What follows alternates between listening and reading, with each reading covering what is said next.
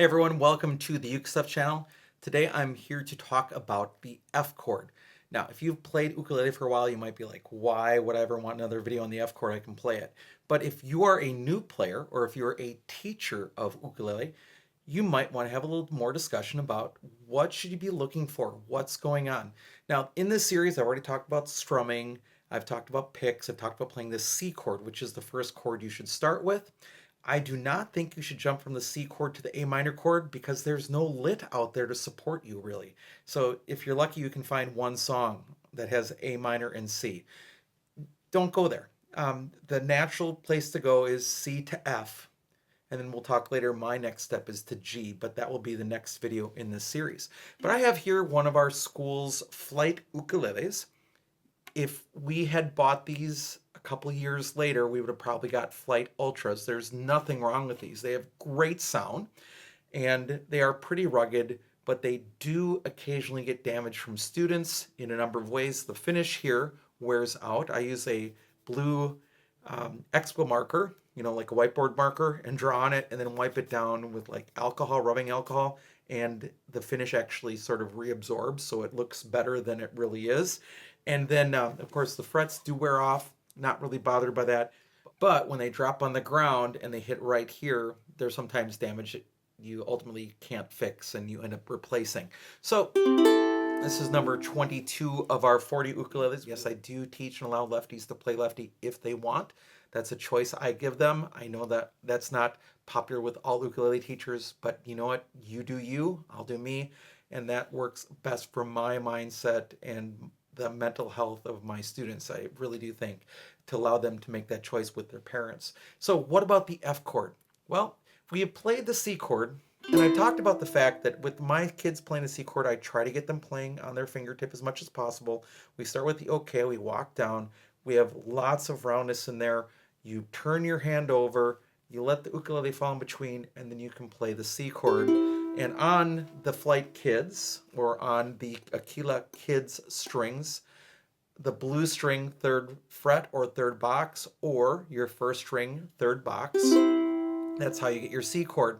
And your ukulele is mainly being held by your strumming arm, whichever arm that is. This is doing the holding basically by itself. This only has to lightly guide it and keep it up at that 45-ish degree angle. Because again, kids want to fall down, adults do too, and start playing steel guitar, which we're not doing. So that's how you play your C chord. And yes, you might occasionally find yourself flattening it out, but you want to stay on the fingertip as much as possible so you don't hit the other strings. And you have lots of space there underneath the neck. Lots of space right here. My friend Bernadette, who runs Bernadette Teaches Music, she talked about a mouse crawling under there. And I've used that for years since I heard her say that. Sometimes I'll say hamsters because mice can have a negative connotation. So people generally don't feel that way about hamsters. So hamster hole there that a hamster can crawl through. And boy, can they ever squish to get through a hole. So I just recently saw a teacher say that she teaches the Spider-Man sort of situation. But for me, Spider-Man always shot like that. So I don't think that leaves the space, but it worked for her and her students, so she's using Spider-Man grip. Whatever works for you, feel free to use. But now we're to the F chord. So you're going to use, instead of the ring finger, and it is important at first to use the ring finger because these fingerings come from years. The ukulele came from previous instruments, the rajao, which was an existing instrument from Spain and Madeira, where the ukulele creators came from. So these fingerings are not new. They developed over the years for reasons. We should learn them before we break them. Now, once you have them learned, if you choose to break them for a reason, that's fine. But as a beginner, use the suggested fingers most of the time. That's the way to do it. So you've got your C chord, but now you want to use the other two fingers. And it used to be, there was a president named Richard Nixon that did quotations like this, and I'm not a crook, and all the people that imitated him did that. Students today would not know what that meant. When I was a kid growing up, we used to have a song called Bunny Foo Foo, and you bent your fingers like that. Quite honestly, that song really isn't in favor anymore either, maybe because of cruelty towards mice or something, speaking of mice in the same video. But I do say, like the claw, pretend that you have a claw and your fingers are bent, because nobody's afraid of a claw like this, right? That's going at you that way. That's a scissors. You want a claw with your chording hand. Again, you're holding securely here. The first finger goes onto the yellow first box. The second finger goes onto the green second box. Now, if you don't have colored strings, and you can see why this helps with the colored strings, because kids worry about it at the beginning and then they forget about it. You don't have stickers permanently attached to the ukulele that are wearing out, they have to replace. You can just deal with the colors. That's why I don't use colored stickers. I get those of you that do, but you don't really need to if you have colored ukulele strings, and they used to be super affordable. I don't know what's going on with tariffs right now. It's 2025.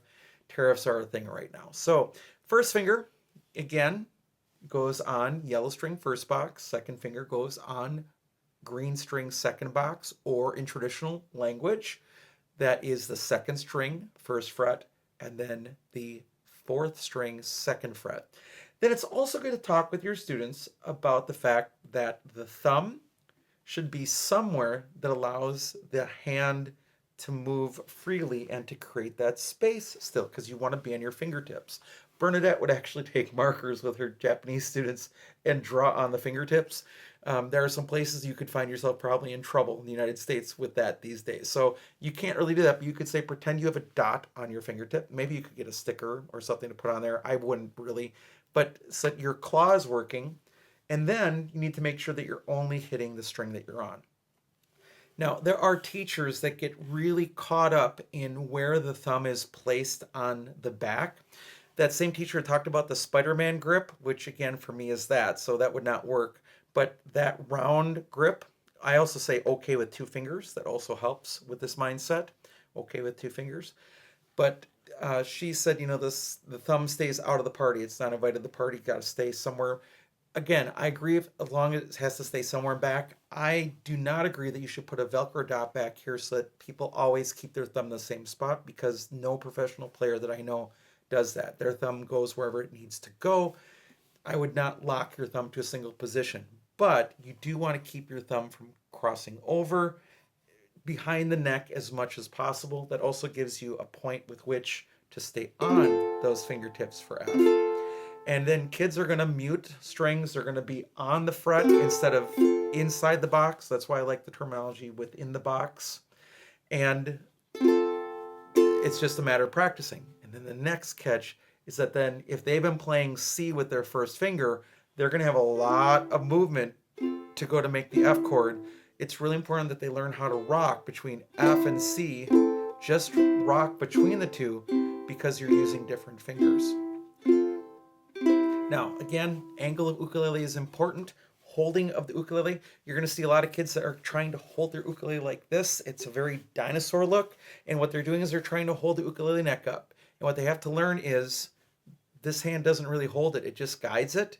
It's not holding anything, but you want this wrist here to stay as straight as possible, especially with these first chords. And then eventually, so they're not looking at their hand. If they need to look at their chords, they certainly can while they're putting their fingers on, but then ask them to please always move back to a playing position where the sound hole is coming out of their body before they start actually playing.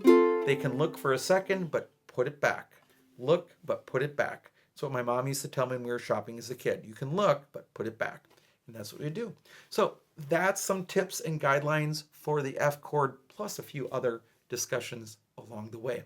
Thank you so much for joining for this video. I hope you're having a great day, and I'll be back soon with some more uke stuff for you.